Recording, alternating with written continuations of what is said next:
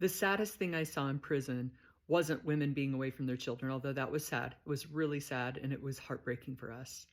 The saddest thing was seeing women who didn't know who they were when they came in.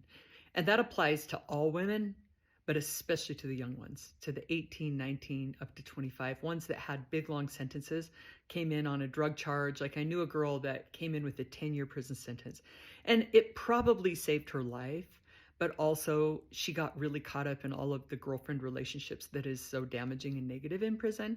And so that made me sad. And it seemed like the younger ones who didn't know who they were, because that's a susceptible time in your life anyway. You're in prison, you're afraid, you're going to click up with people. And I did have girls tell me, like, I don't want to get involved in that, but there was a lot of kind of I would call it nonsense or immaturity that they got caught up in.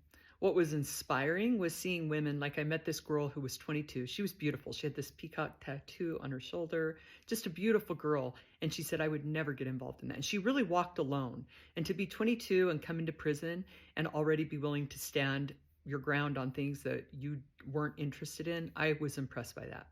And I was also impressed by, like I had a friend that came in. She and I are still dear friends. She was 26 years old and she was nothing but grateful and humble for everything she had. And she had no interest in any of that. And you really could find your way in prison. There was a spirit of almost this nurturing spirit of connection with a lot of us.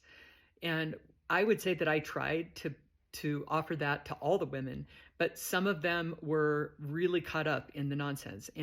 But usually they would find their way. They would have a bad experience and they would come down to my office and I would be able to talk to them.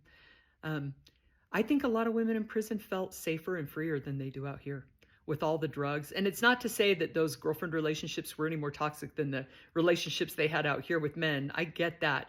But it's just being in an enclosed place and being torn away from your children and being at such a weak point and not knowing who you are. I just saw women succumb to things that I don't know. That was the saddest thing for me, but also very inspiring when I saw somebody strong enough to stand alone.